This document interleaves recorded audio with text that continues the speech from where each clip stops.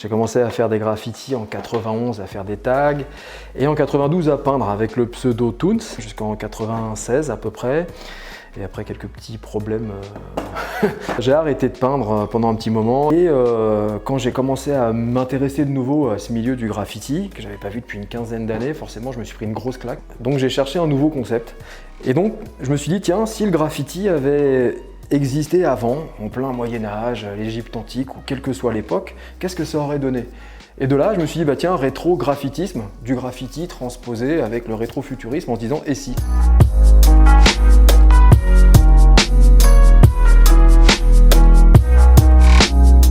Donc j'ai essayé de fusionner un peu à différents moyens qui me plaisaient, donc le graffiti, la typo et le bois. Donc ça, c'était une de mes premières expos solo que j'ai fait à la galerie GCA. Donc j'ai commencé à travailler le volume et en même temps des patines. Il fallait que je fasse une sorte d'archéo-graffiti. Là, l'idée, c'était de reprendre des typos futuristes des années 70. Il y a un illustrateur qui est hyper connu de cette période-là, Sid Mead, et je me disais, tiens, si ce mec avait fait des graffitis avec des typos, des machins...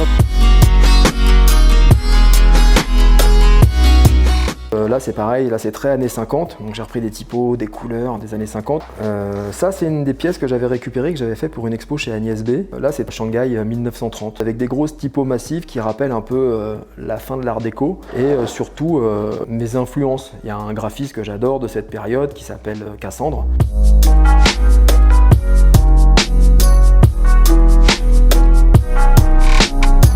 Autre déclic, c'était le pinceau. À la bombe, tu n'es jamais en contact avec ton support, tu projettes, tu as toujours un trait un peu vaporeux. Et là, j'ai retrouvé les mêmes sensations que j'avais au pinceau, pouvoir jouer avec des pleins, des déliés, pouvoir appuyer, relâcher. Et j'ai commencé à peindre un peu autour de chez moi, un peu timidement au début. Et j'ai vu que personne ne me disait rien, donc j'en ai refait une autre un peu plus grosse, et puis une autre. Et j'ai commencé à peindre beaucoup dans la rue, et toujours à l'acrylique. Et il y a un vrai changement qui s'est opéré. Il suffit que tu passes de la bombe dans la rue au pinceau, tu passes de vandale à artiste. C'est assez binaire. C'est un côté un peu cliché ce que je dis, mais ça fonctionne très très bien, j'ai quand même pu le constater. Donc j'ai commencé à peindre beaucoup dans la rue, dans le 20e, sans jamais demander d'autorisation. Et c'est devenu, c'est drôle parce que finalement ils sont devenus entre guillemets officiels.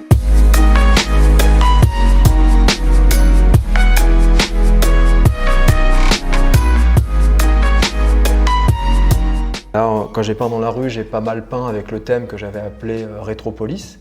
Comment faire une ville qui soit une sorte de mélange. Je reviens sur l'idée du rétro-futurisme. Faire se télescoper des styles qui n'avaient rien à voir les uns avec les autres en termes de couleurs, en termes d'époque, en termes de lieux et de culture. Et après, je me suis dit, ok, je vais commencer à créer des quartiers parce que sinon, je vais jamais y arriver. Et le premier quartier, il y a un style, le style russe, j'aime bien, avec les pop, avec leurs gros chapeaux, l'architecture, ces maisons avec des bulbes là en forme d'oignon. Je vais mélanger ça avec un style un peu de fête foraine très typique des États-Unis des années 50. Donc j'ai appelé ça orthopark parce que orthodoxe et le parc, la fête foraine. Avec des animaux, là on est sur le cirque, on est sur la représentation.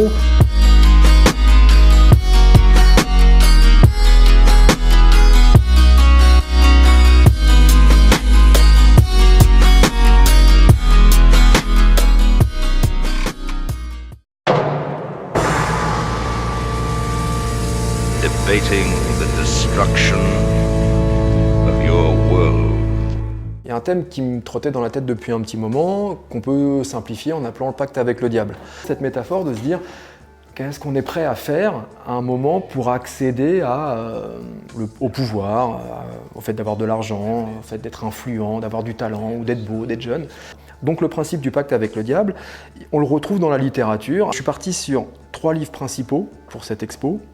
Donc Faust, Macbeth et Dorian Gray. There it goes. There it is.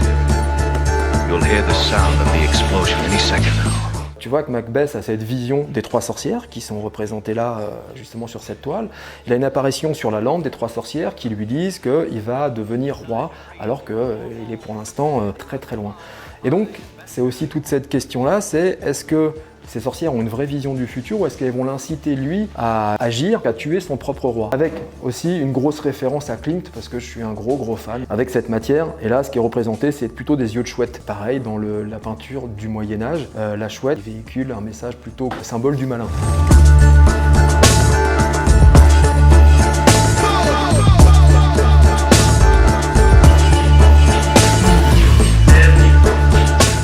D'autres références aussi littéraires, avec Dorian Gray, qui lui fait un pacte avec le diable pour rester beau et jeune toute sa vie. Là, c'était vraiment les toutes premières, donc je reste encore très très proche des couleurs que j'utilise dans la rue, avec le bleu et le symbole funeste du corbeau aussi, du mauvais présage. Avec une trame sur son tissu traité en aplat, qui rappelle aussi un peu des symboles de l'époque victorienne, de papier peint.